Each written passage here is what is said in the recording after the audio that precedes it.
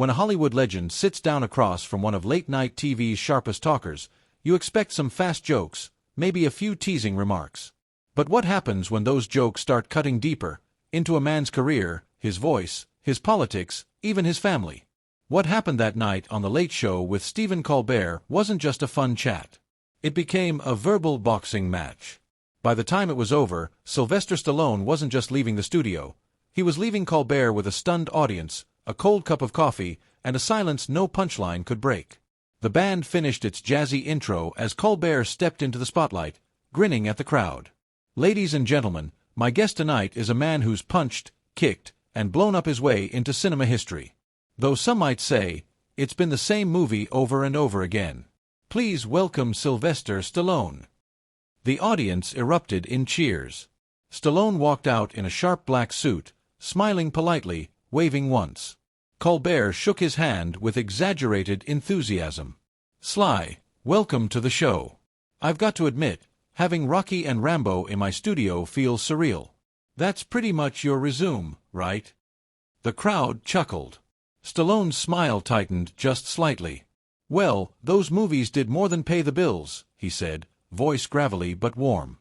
"They connected with people." Colbert leaned back. Sure.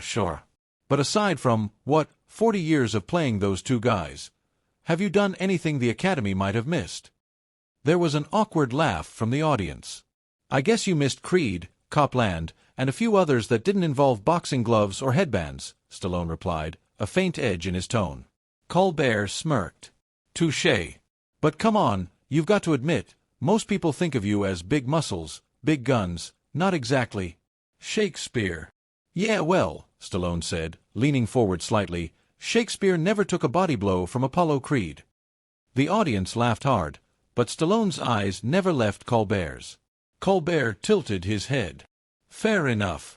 But you've also got that distinctive way of talking. Ever thought about hiring a voice coach? Or do you just figure, the mumble made me millions, why change it?" The laughter faded almost instantly. "It's called a facial nerve injury," Stallone said evenly. "Happened at birth. Doctors used forceps and damaged the nerve.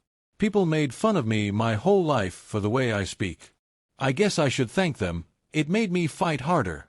The smirk on Colbert's face dimmed, but he pressed on. "Right, and now you're still doing action films, even though critics say you're just milking nostalgia." "I tell stories people care about," Stallone replied firmly. "If critics don't like that, they can watch something else." The band stayed silent. The easy mood in the room was gone. Colbert shuffled his cards. "Speaking of things people care about, you've been open about supporting Donald Trump. Is that about politics, or keeping yourself in the spotlight?" The audience gasped softly. "That's about me making my own choices," Stallone said, voice calm but sharp. "And if you think I need someone else's coattails to be here, you haven't been paying attention for the last 50 years. Colbert gave a thin smile. "Hey, just asking questions." "Yeah," Stallone said, lowering his tone, "but some questions aren't about curiosity, they're about bait. You might want to stop fishing." The audience gave an uneasy, scattered clap. The tension was thick. Colbert tried to keep his grin. "Sly, I get it, you have your convictions. But your support for Trump raised eyebrows in Hollywood. Is it really about politics, or just making sure your name stays in the headlines?" "I've been in the headlines since 1976, Stallone said without hesitation. "I don't need anyone else's shadow to stand in." Colbert tapped his cards again. "Sure. But isn't it fair to say your career's been built on big brands, Rocky, Rambo, and now maybe a little boost from politics?" Stallone didn't blink. "My career's been built on getting up every time I got knocked down. If you think it's just about brands, you've never stepped into a ring." The audience sat in a strange silence, half waiting for a laugh, half bracing for what would happen next.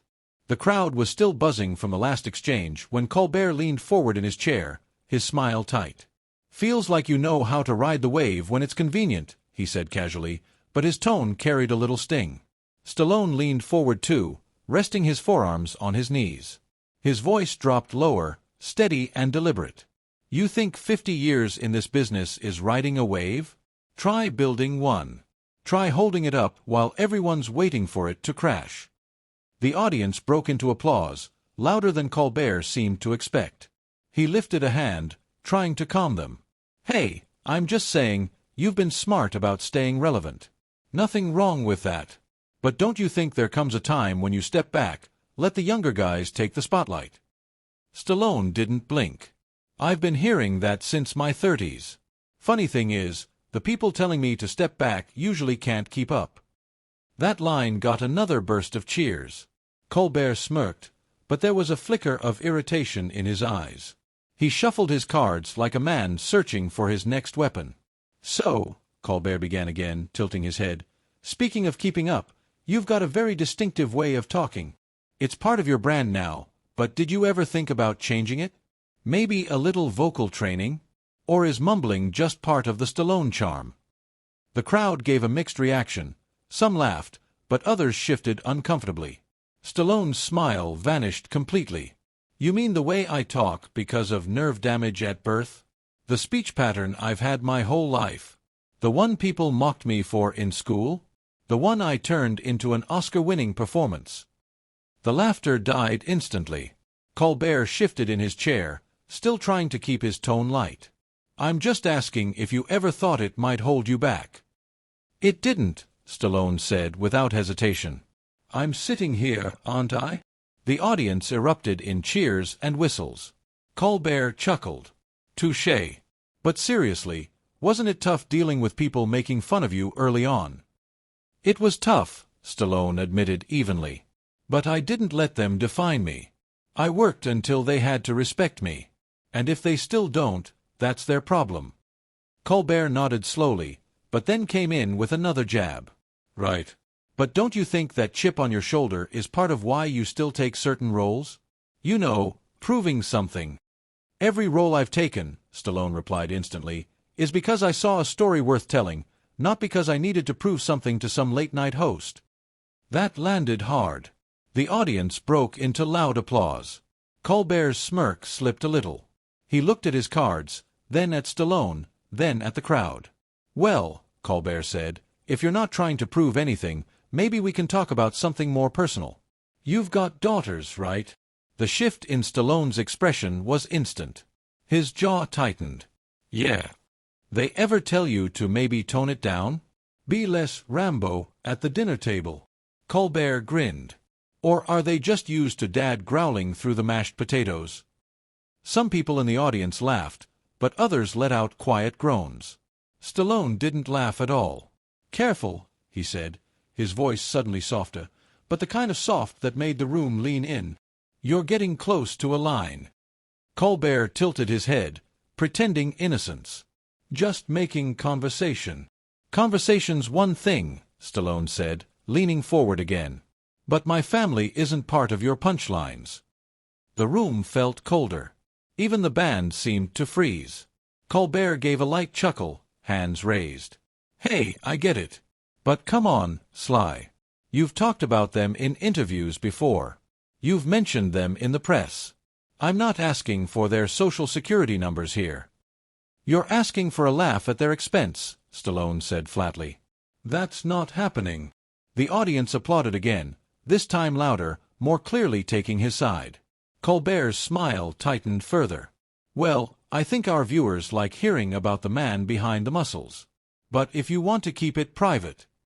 That's exactly what I want, Stallone interrupted, sitting up straighter. Because unlike some people, I know where the line is. The tension was now thick enough to feel in the air. In the control room, you could almost hear a director whispering into a headset, "Do we cut to break?" But no one made the call yet. This was too electric. Colbert tried to steer the conversation back.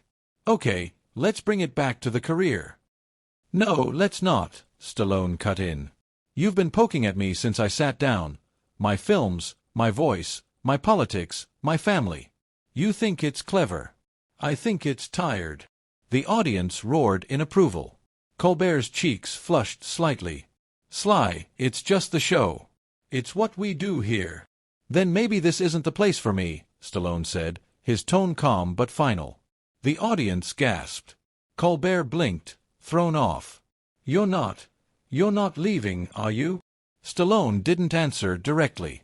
Not yet. But the look in his eyes said the clock was ticking. The air in the studio felt heavy, every second stretching longer. Colbert leaned back slightly, forcing a half-smile, but it was clear, he no longer had the upper hand. The lights reflected in Colbert's eyes as he leaned forward. "You know, Sly," he said, smiling thinly, "people admire you for your grit, your determination.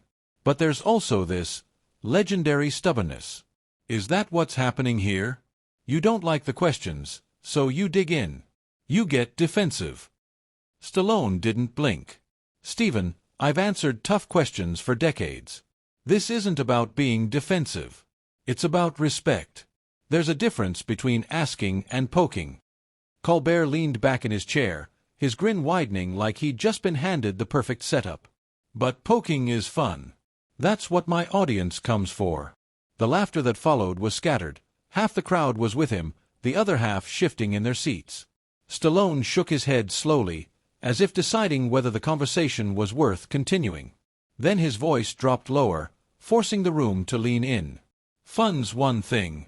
Making someone a target for a laugh is another. I've taken hits in the ring and on the screen. But there's a point where you're not looking for truth, you're just looking for a punchline." The crowd erupted into applause, louder than before. A few people even stood up briefly. Colbert glanced toward them. His smirk slipped for a heartbeat, then snapped back. "All right," he said, drawing out the words, "maybe we steer away from punches and talk about your softer side. You've always played these ultra-masculine, indestructible guys. But is that really you? Or is Sylvester Stallone just as much a character as Rocky?" That one landed differently. Stallone leaned forward, elbows resting on his knees. His voice was calm, but every word carried weight. "I've never been indestructible. I've been broke. I've been rejected. I've been told I'm nothing. Rocky wasn't a mask, it was the truth. It was the part of me that refused to quit when everyone else said I should." The applause swelled again, but Colbert was already speaking over it. "So you've never played a role in public? Never thought, maybe I should give them what they expect, even if it's not really me?" Stallone's brow furrowed. "I don't fake it. Not in the ring, not on camera, and not in this chair." Colbert gave a mock look of surprise. "So you're saying this," he gestured between them, "is 100% authentic Sly Stallone?" "That's exactly what I'm saying," Stallone replied flatly. The way he locked eyes with Colbert made it clear. His patience was running out. Colbert pressed anyway. "Even when it comes to politics?" The crowd groaned softly, sensing the trap. Stallone let out a short breath. "We've already been there, Stephen. You really want to go around again?" Colbert raised his eyebrows. "Hey, my job is to ask the questions my viewers want answered." "And my job," Stallone shot back, "is to decide which ones deserve answers." A loud cheer cut through the tension. Colbert glanced toward the audience, clearly weighing his next move, and made the wrong call. "Okay," he said, "then maybe your family will answer for you. Your daughters, they've been in the public eye. They've done interviews. Have they ever told you to retire the tough guy act? Be more relatable?" The change in Stallone's face was immediate. His relaxed posture vanished. His jaw tightened. "Leave my kids out of this." Colbert raised his hands, trying to look harmless. "I'm not attacking." "You are," Stallone cut in. "And I'm telling you, that's the line. You don't cross it." The audience broke into applause again, longer and louder. Colbert tried to joke it off. "Hey, no offense meant. I just thought the audience would like to know." "They don't need to know anything about my family," Stallone said sharply. "They came for a conversation about my work, not my dinner table." For the first time, Colbert's rhythm faltered. His eyes darted to his cards. All right, he said quickly. "We'll keep it on the career. But tell me this, when you take these new roles, the streaming stuff, the reality show, do you still love the work, or do you just hate not being in the spotlight?" The audience let out an audible "oh," sensing the hit. Stallone sat back in his chair, staring at Colbert like he'd just given him permission to drop the gloves entirely. "You want the truth," he said. "I could disappear tomorrow and be fine. But I work because I've still got something to say. And because I earned the right to say it, without someone like you twisting it into a headline." The applause was immediate and deafening, drowning out whatever Colbert was about to say next. For a moment, it was clear to everyone. The host had lost control of the interview. Colbert forced a laugh. All right, Sly. I think we should cut to." "No," Stallone said firmly, leaning forward. His voice was steady, but the weight behind it made the air in the studio feel heavier. And suddenly, everyone in the room understood. They weren't watching a light-hearted late-night segment anymore. They were watching a standoff. The studio went quiet. Stallone leaned forward, his eyes fixed on Colbert. "We're not cutting to anything yet," he said firmly. His voice had a weight to it that made the whole room stop breathing for a moment. "I've been respectful," Stallone continued. "I've answered your questions. I've ignored the little jabs. But now it's clear, you're not here to have a real conversation. You're here to score points. And I don't play that game." Colbert's usual smile faded. He glanced down at his desk, then back up at Stallone. "So, what are you saying?" he asked. "I'm saying," Stallone replied, standing up slowly, "you've got one more question before I walk out of here." The audience gasped. You could feel the tension spike. Colbert looked caught between trying to keep control and realizing he might have pushed his guest too far. He shuffled his cards, took a breath, and forced a small laugh. "One more question, huh? Guess I should make it count." "Make it worth my time," Stallone said without smiling. Colbert paused, then asked, "You've built a career on being the underdog who never quits. But here you are, threatening to walk away because the conversation got uncomfortable. Isn't that quitting?" The crowd reacted immediately. Gasps, murmurs. Colbert knew it was a risky shot. Stallone didn't blink. "You think walking away from a stacked deck is quitting? No. Quitting is staying in a game that's rigged against you just to make someone else happy." The audience roared in applause. Some even stood, cheering. Colbert raised his hands, trying to calm things down.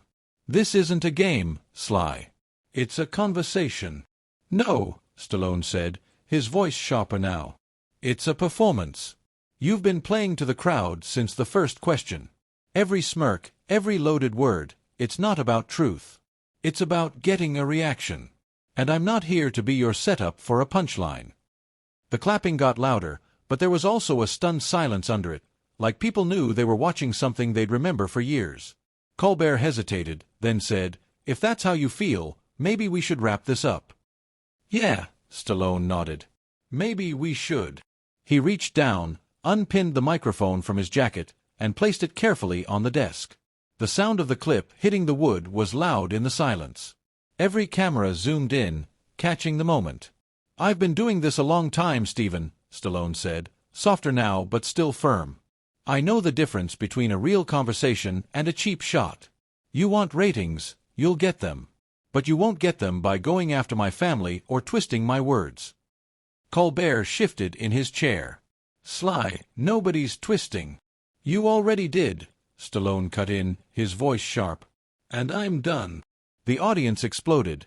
Cheers, gasps, even whistles. Some clapped in support. Others just sat frozen. Stallone turned toward the crowd and gave a small nod. Then, without another glance at Colbert, he walked off the stage. As he passed the front row, a woman reached out for a handshake. He took it briefly, gave a faint smile, then kept walking. The studio doors swung open, letting in the harsh white light of the hallway. The cameras followed him until he disappeared. Colbert turned back to the audience, trying to save the moment. "Well, ladies and gentlemen, Sylvester Stallone. Give him a hand." The applause was uneven, awkward. It wasn't for Colbert. Backstage, producers scrambled, unsure how to fill the rest of the segment. Colbert shuffled his cards like a man trying to hide a bad hand. "We'll be right back," he said quickly, forcing a smile as the show cut to commercial. But the damage was done. Everyone in the room, and the millions who would watch the clip later, knew what had happened. Stallone had walked away with his head high, leaving Colbert in silence. So, what do you think? Was Stallone right to stand his ground, Or did Colbert simply do his job as a talk show host? Share your thoughts in the comments. And if you want more intense, unforgettable moments from celebrity interviews, make sure to like this post, share it with friends, and follow for more stories that pull back the curtain on Hollywood.